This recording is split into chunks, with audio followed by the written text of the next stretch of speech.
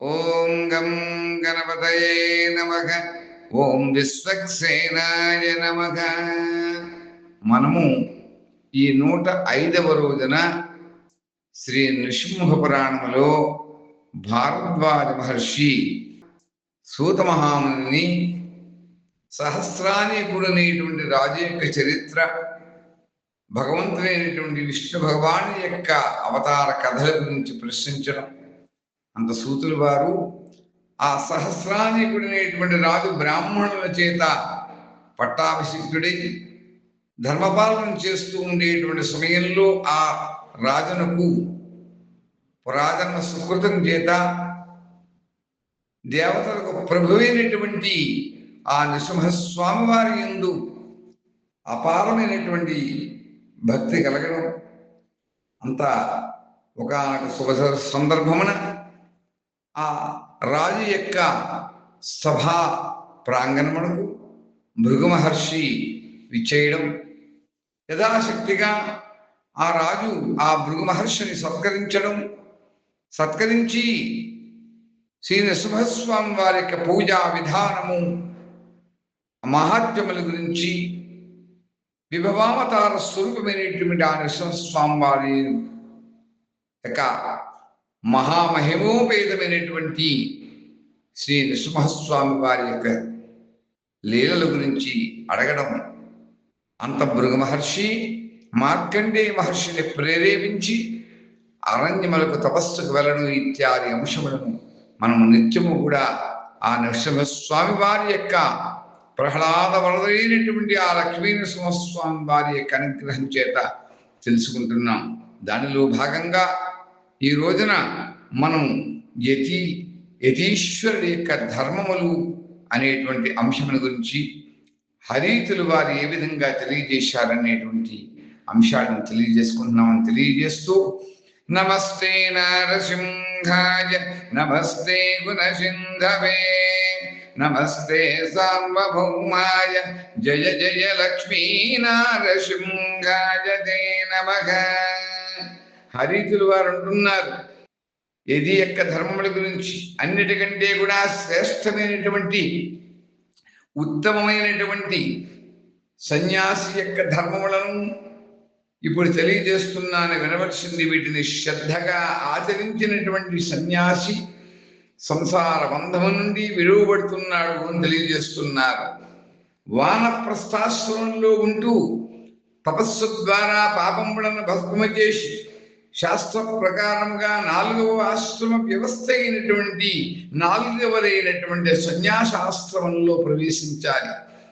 మొదట ప్రయత్నపూర్వకంగా దేవతలకు, ఋషులకు, పితృదేవతలకు దివ్యమైనటువంటి శ్రాద్ధ వస్తు సామగ్రిని యథోచితంగా యథాశక్తిగా భక్తి శ్రద్ధలతో దానం చెయ్యాలి. తరువాత వైశ్వానర యాగము చేసి మంత్ర పఠన పూర్వకంగా మనస్సులు అగ్నిని స్థాపించి సన్యసించి అక్కడి నుంచి వెళ్ళిపోవాలి అని హరీతులు వారు చెప్తున్నారు.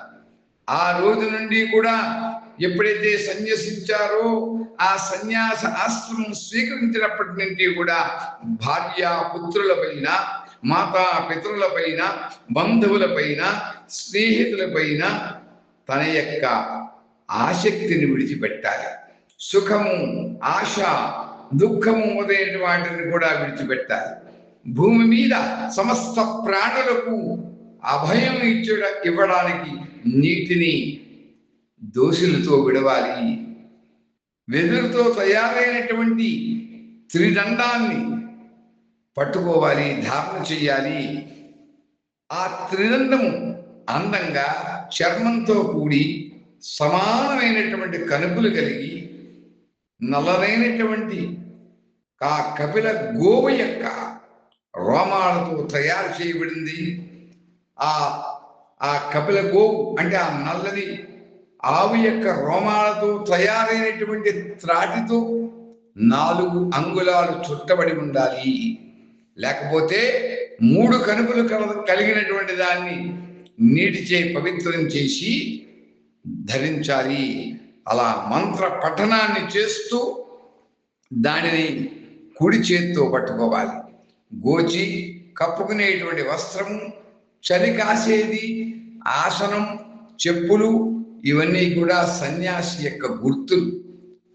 అలా సన్యాసం తీసుకుని పవిత్రమైనటువంటి నదీ తీర్థానికి వెళ్ళి స్నానం చేసి, ఆచమనం చేసి, తడి వస్త్రంతో తర్పణం చేసి సూర్య భగవానుడికి నమస్కరించాలి. అదిదేవ నమస్తుభ్యం ప్రసీద మమ భాస్కర, దివాకర నమస్తుభ్యం ప్రభాకర నమోస్తుతే, సప్తాశ్వరధమారూఢం ప్రచండం కశ్యపాత్మజం శ్వేత పద్మధరం దేవం తం సూర్యం ప్రణమామ్యహం అని నమస్కరించాలి.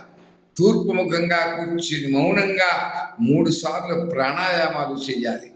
శక్తి కొలదిగా గాయత్రి జపం చేసి పరబ్రహ్మను ధ్యానించాలి. శరీర ధారణ కొరకు నిత్యము కూడా భిక్షాటన చేయాలి. సాయంకాలం ఉత్తమమైనటువంటి గృహస్థులకు ఇళ్లకు సద్బ్రాహ్మణులకు వెళ్ళి భిక్షను స్వీకరించాలి. ఆ భిక్షాపాత్రను నీటితో కడిగి మరలా ఆచమనం చెయ్యాలి. అన్నం మీద నీళ్లు చల్లి సూర్య భగవానుకు మొదలైనటువంటి దేవతలందరికీ కూడా నివేదించి ఆకుల దుప్ప ఎందు గాని పాత్ర ఎందు గాని మౌనమైనటువంటి భావంతో మౌనంగా భుజించాలి. మర్రి లేదా రావి ఆకులతో దొప్పలాగా తయారు చేసి ఆ దొప్పలోనే భోజనం చెయ్యాలి. అలా భోజనం అయిన తర్వాత చేతులు నోరు కూడా కడుగుకొని ఆచమనం చేసి ప్రణవాయువుని బిగబట్టి సూర్య భగవానులకు నమస్కరించాలి. అలా మిగిలినటువంటి ఆ పగటి భాగంలో ఆ సన్యాసి అయినటువంటి సాధకుడు, ఆ సన్యాసాశ్రమంలో ఉన్నటువంటి వారు జపము, ధ్యానము, పురాణ కాలక్షేపము, సద్గోష్ఠి, ఇతిహాసాది పఠనములతో కాలాన్ని గడపాలి. మోదుగాకులను భోజనానికి ఉపయోగించాలి. కంచు పాత్రతో కూడినటువంటి కంచంలో భుజిస్తే సమస్త పాపములను కూడా సన్యాసి పొందుతాడు. అంతేకాదు సన్యాసి తాను భుజించినటువంటి కర్రపాత్రను గాని మట్టి పాత్రను గాని కడిగి దాంట్లో మంత్రపూర్వకంగా భోజనము చేయవచ్చు. అలా అతని పాత్ర, ఆ సన్యాసి ఏదైతే భోజనమునకు ఉపయోగిస్తారో ఆ పాత్ర యజ్ఞ పాత్రలాగా ఎప్పుడు కూడా పరిశుద్ధంగానే భావించాలి. అది పరిశుద్ధమైనదే. తరువాత సంధ్యాకాల నియమాన్ని పాటించి దేవాలయములు మొదలైనటువంటి పవిత్రమైనటువంటి చోట ఆ రాత్రి గడపాలి. తన యొక్క హృదయ పద్మమునందు భగవంతుడైనటువంటి ఆ నారాయణి యొక్క స్మరణ చేస్తూ నిరంతరము కూడా ఆ నారాయణుని ధ్యానించాలి. ఇలా చేస్తే యతీశ్వరుడు పరమ పదాన్ని పొందుతాడు అని శ్రీ నృసింహ పురాణం ద్వారా యతి యొక్క ధర్మాలని ఈ హరీతుల వారు తెలియజేశారు అని తెలియజేస్తూ ఈ రోజు మనం స్వస్తి చెప్పుకుంటున్నాం.